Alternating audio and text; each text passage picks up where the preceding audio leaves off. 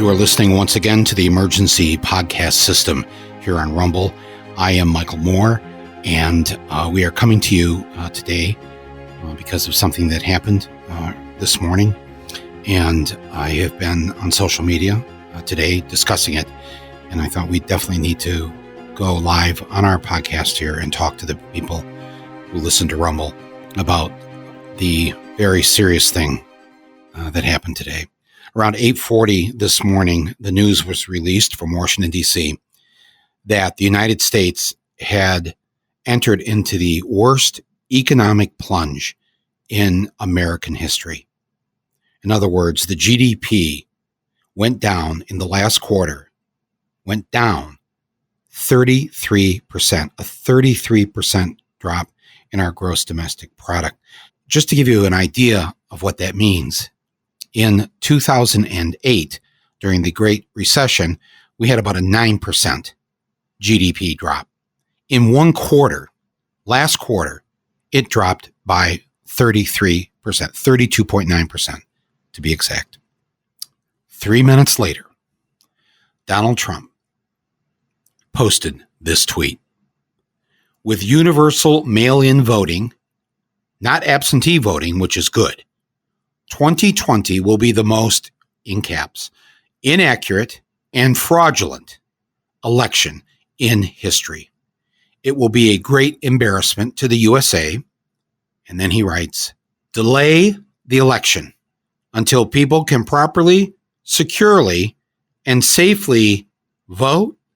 3 question marks. Donald J. Trump. There you have it. He said it, finally, for the first time. Just came right out and said it. Delay the election? Put it right out there. No election in the history of the United States has ever been delayed. And I mean never. Not even during the Civil War was the presidential election of 1864 delayed, or any other election. Not during World War II.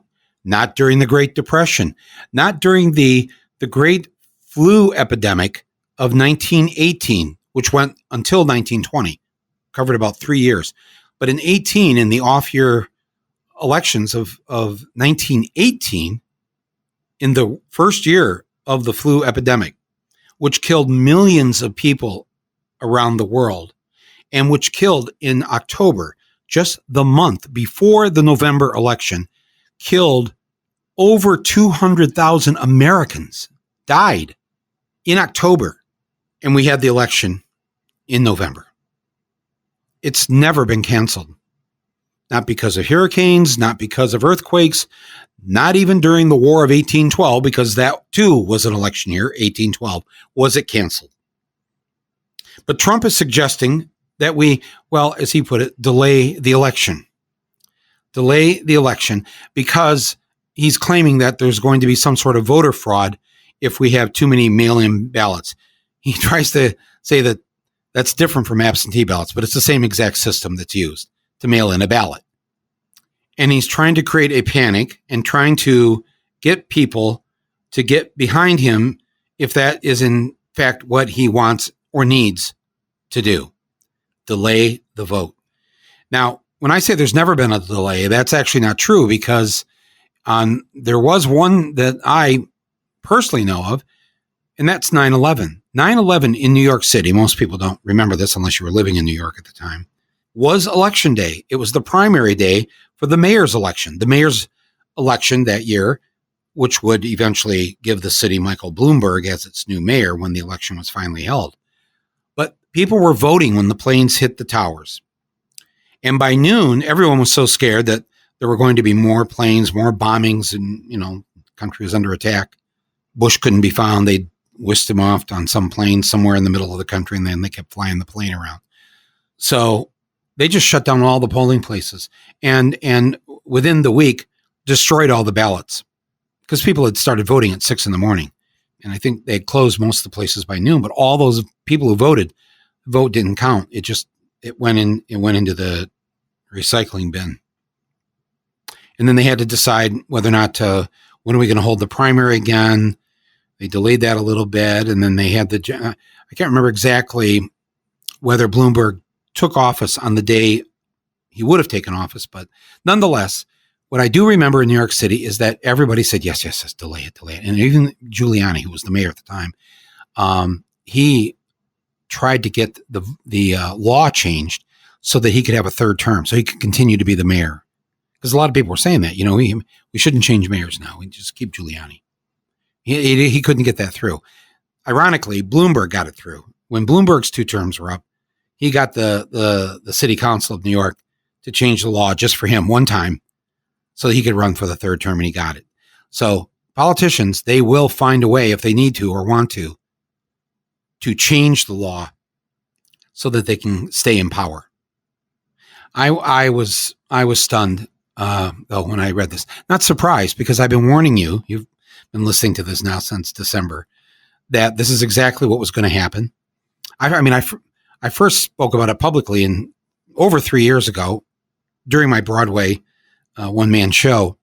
Every night I would come out and talk about how he has no intention of leaving office. He probably will try to not have the election. He was claiming at that time that he actually won the popular vote, that Hillary didn't win by 3 million. Those 3 million votes were all illegal votes cast by illegals. You remember that?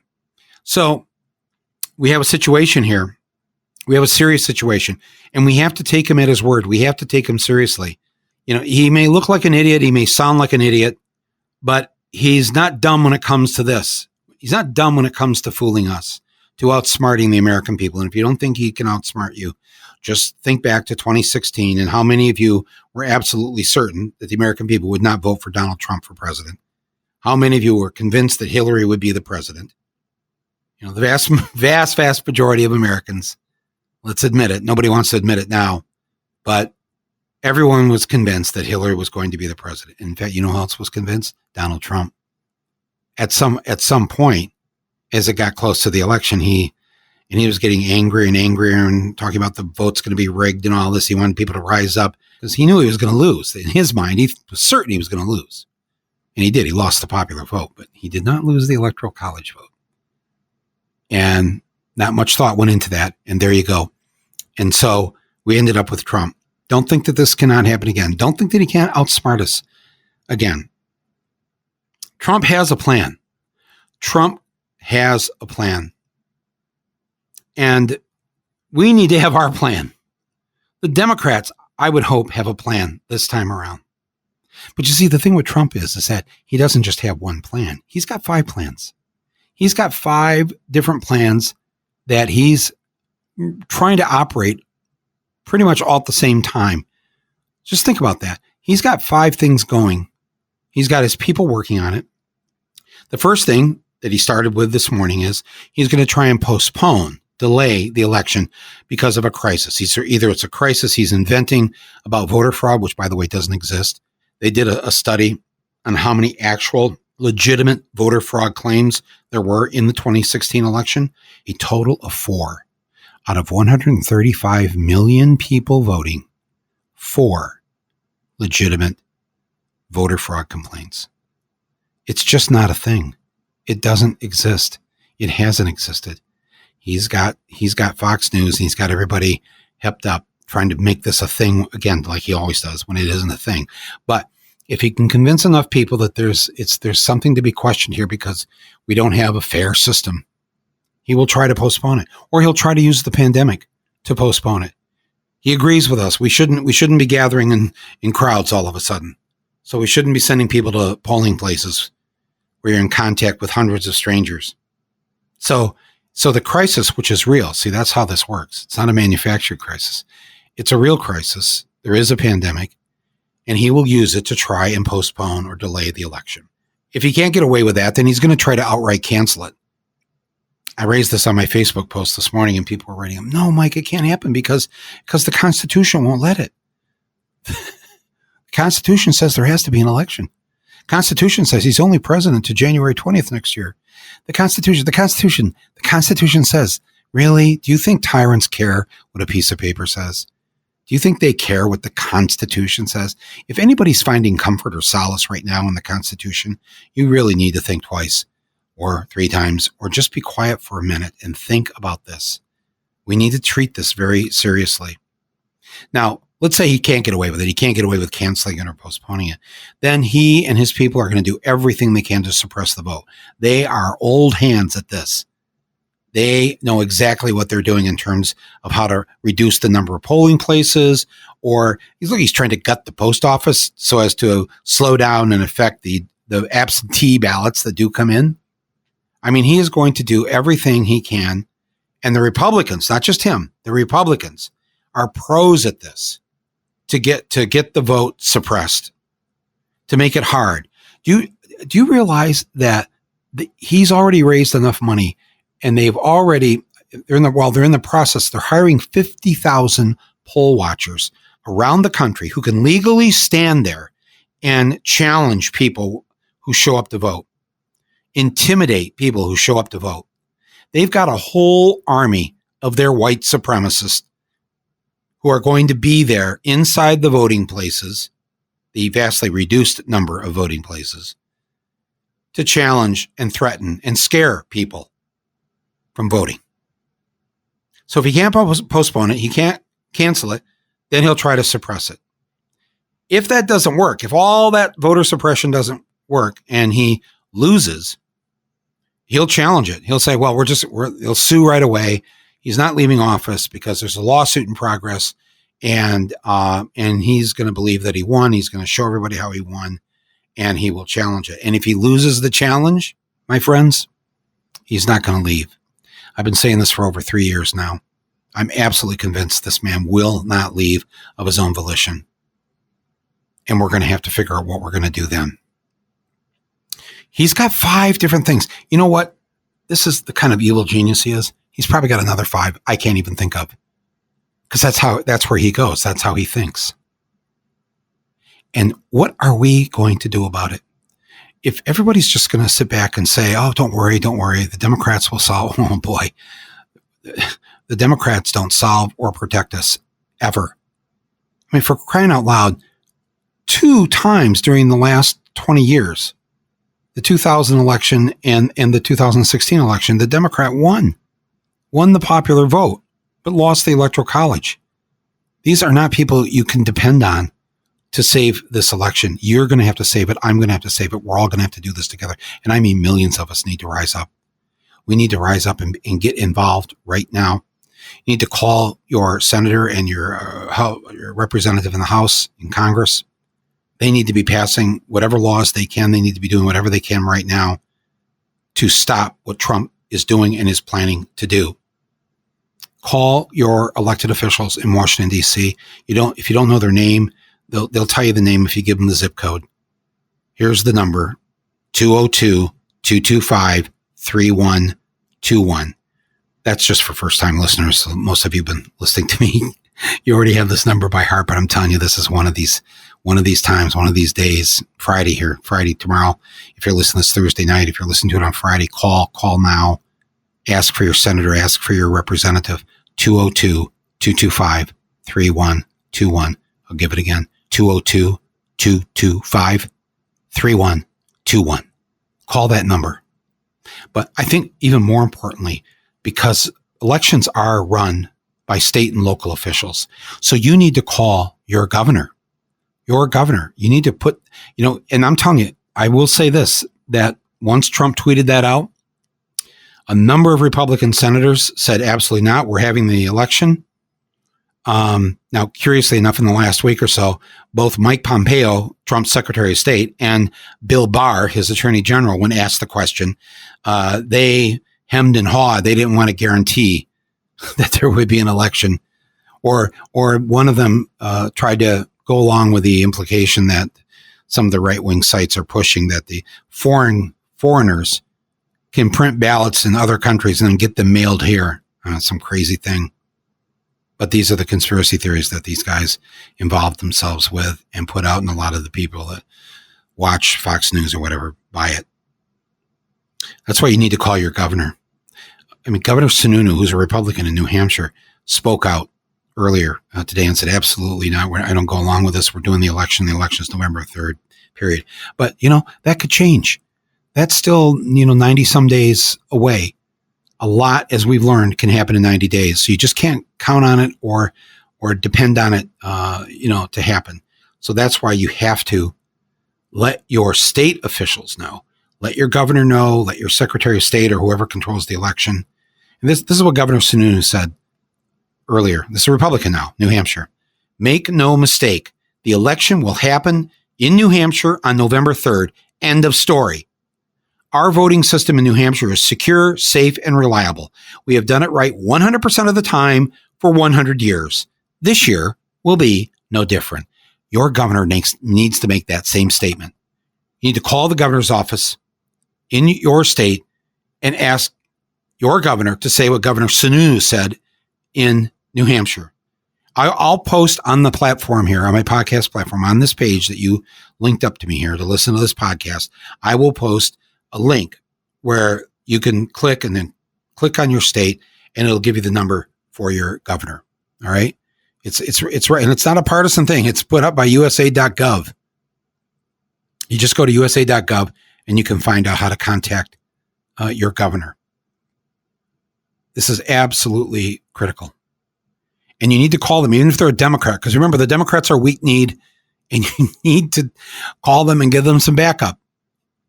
Resist all attempts to delay, postpone, cancel the election. Resist all voter suppression. You need to call. You need to call your members of Congress, but you need to really call your governor. Please do this for me. Please do it for yourself. Don't let this moment just like go by and say, it's just Trump. I'm sure the White House has already said, he's just kidding. No, he doesn't kid. Even he said he's tired of them going out there and saying he's just kidding. He says, I don't kid. I believe him. Don't listen to people on our side who are saying, oh, no, don't worry. It's not going to be that bad. It can be that bad. There are many examples in history where authoritarian leaders who were elected by the people just decide, you know what? I'm going to do this differently. And to hell with the law, to hell with the Constitution, to hell with whatever. Don't think it can't happen here. It can happen here. Ask the Japanese Americans in 1942 who were all just swept out of their homes. And I'm talking about people who are American citizens, swept out of their homes and put in labor camps for the next 3+ years. There's nothing in the Constitution that said that was legal. And yet it happened, and it happened here. Don't think it can't happen. You must get involved. You must. And you know what? If they continue on this line, then we've got to take to the streets on this. We're already in the streets. So this, we've had almost 66 days of demonstrations across the country. We'll just keep this going. This is our democracy. This is our country. They're not going to take it from us. So much damage has been done during these 4 years. We're going to have to undo that damage. I saw the poll yesterday where almost 60% of the people said when they asked them why you're voting for Biden, the answer was because he's not Trump, because we got to stop Trump, because we got to throw Trump out of there. That's the majority. Another 20% said, well, they vote for the Democrat. Whoever the Democrat is, don't care. Just vote with it. So that's 80%. But that's the level of people, of how incensed they are and how they're going to get out there and vote. We don't have much time, folks. We have got to prohibit and stop Trump. We have to fight Trump. If there's a means to remove him, we have to remove him. We have to call for that removal. We have to call for his resignation. We have to do whatever it is that we have to do. We have to have that election, and that election has to remove him, and he has to leave. He has to physically leave 1600 Pennsylvania Avenue. I just want to close. I don't want to take any more time because I want you to make these calls. I just want to close by saying he sent this tweet out about delaying the election. He sent it out. Yes, of course, I get the part where he wanted to distract immediately the people's attention from the fact that we were in the worst plunge ever in our economic history. But he also did it on the morning of John Lewis's funeral. John Lewis, the civil rights activist who was at the forefront of the Voting Rights Act, of making sure that everybody could vote. That was John Lewis. On the day of his funeral, he puts out this tweet. trying to mess with everybody's right to vote, trying to delay it or kill it. Wow. I just thought that was really something. And it made me think too about, and I've told you this story, I think on a past podcast way some time ago. I was a little tyke. I don't know, I was 10, 11 years old when the Voting Rights Act passed. And I sat there in the gallery of the House gallery. I sat there. My mom had taken us kids to Washington, D.C. for a number of days just to take us around and show us our nation's capital. We were just, I was 10 or 11. My sister was 9. And my younger sister was, geez, I don't know, how old was she? 7 years old? 7 or 8 years old? We sat there. It was just by coincidence. We sat there in the gallery watching them debate the Voting Rights Act of 1965. It was somewhere in the first week of July, like July 7th or 8th, somewhere in there. And then it went on into the night and they voted and they passed it. And I was like I was a kid. I was a witness to this. And the next time I sat in the House gallery was the day after we started this podcast back in December. I sat there, went down there with Basil and my youngest sister, Veronica, and we sat in the front row of the House gallery and sat there and watched them debate and vote on impeaching Donald J. Trump, which is what they did that night. And while they were conducting the vote, it takes about 15 minutes or so, and different representatives are standing on the House floor and walking around talking to each other.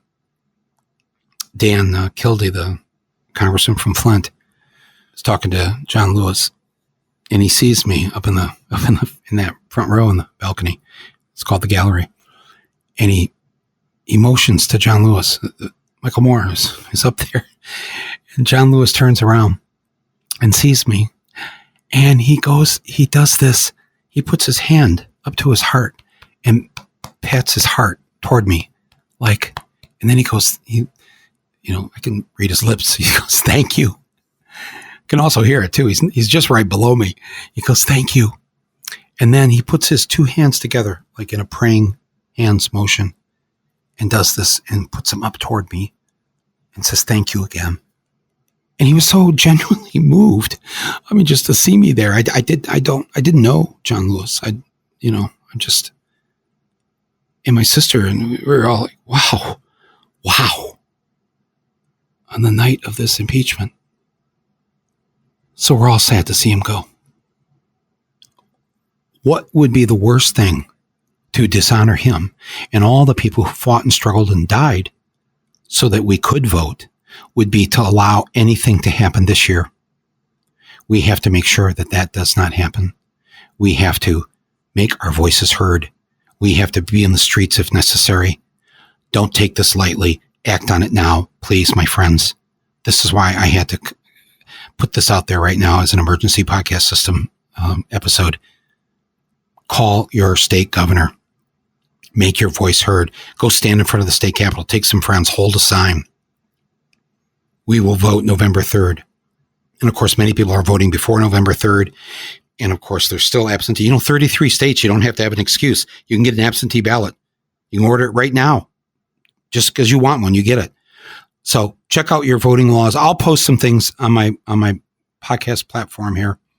I'll have some other links. Check it out. But don't let this moment happen. Please join me in this. It's critical. It's serious. Do it for yourself. Do it for John Lewis. Do it for our kids and our grandkids. Our democracy is in trouble right now. Act now, please. This is Michael Moore. This is Rumble. And this is the Emergency Podcast System.